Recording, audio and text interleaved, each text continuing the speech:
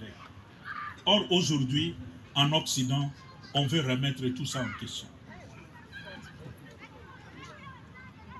On nous parle aujourd'hui de mariage homosexuel. Ils sont en train de travestir la notion même du mariage. Comment imaginer un mariage entre un homme et un homme? Un mariage entre une femme et une femme. Quand est-ce que vous allez avoir des enfants? Un mariage, c'est une union entre un homme et une femme, mais ouverte à la procréation. Entre un homme et un homme, vous vous fermez à la procréation. Tout comme entre une femme et une femme. Et si on se ferme à la procréation, c'est l'avenir de l'humanité qui est compromise. Et c'est là qu'on voit la main de Satan qui est en train de rôder, et si on n'y prend pas garde, nous serons tous emportés par ce courant. Satan est à l'œuvre. Et en Occident, comme ils n'aiment pas les enfants, ils veulent s'attaquer à la cellule de base de l'humanité, qui est la famille. Vous détruisez la famille, vous détruisez la société. Vraiment. Maintenant, ils commencent à payer en Occident. Comme ils n'aiment pas les enfants, ils ne croient plus à la famille, ils ne croient plus au mariage.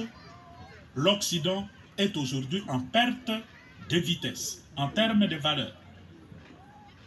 Ils n'aiment pas les enfants, mais même pour tourner leur économie, ils sont obligés d'aller chercher des gens à l'extérieur. Petit à petit, ils vont disparaître. Voilà. Ils vont disparaître. Oui.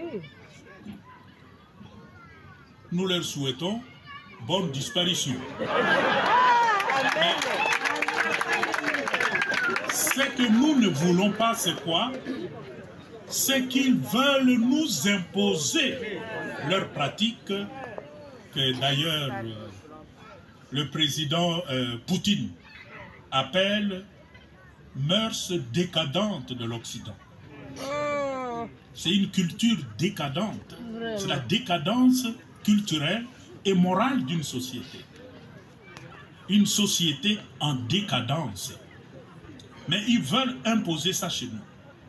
Aujourd'hui, le système des Nations Unies essaie de faire passer l'idéologie des LGBTQ à travers les organes des Nations Unies, notamment l'UNICEF, l'OMS et d'autres structures des Nations Unies. À travers ça, on nous impose leur culture, moyennant le financement.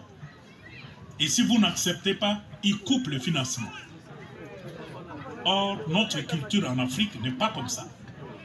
Nous avons beaucoup de défauts, mais on ne peut pas nous reprocher l'homosexualité. On peut trouver des cas isolés, comme on a eu en Ouganda. Les martyrs de l'Ouganda, vous connaissez leur histoire.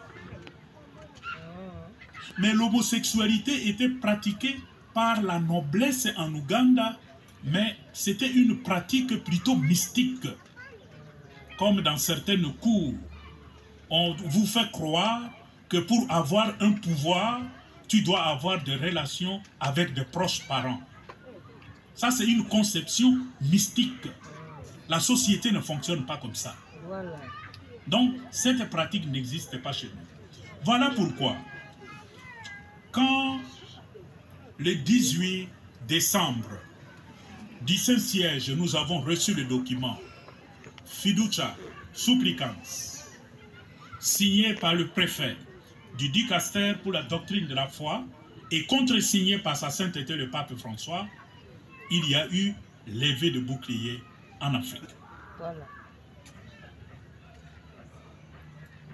On ne comprenait pas ce qui se passait au niveau de l'Église. Même les autres églises qui nous appelaient, on dit mais on compte sur l'Église catholique pour contrer cette idéologie. Maintenant, vous êtes le premier à autoriser la bénédiction de couples homosexuels. Vous tous, toutes, vous avez souffert de ça. Tout le monde. Tout le monde a souffert de ça. Les réactions commençaient. et en toute responsabilité, j'ai écrit à toutes les conférences épiscopales d'Afrique et de Madagascar.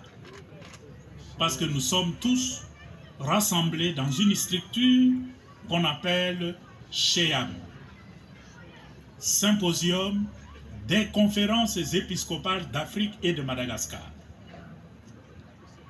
Le siège est à Accra, au Ghana. Le secrétariat permanent est au Ghana. Depuis l'année passée, je suis le président de ce symposium. J'ai écrit à tous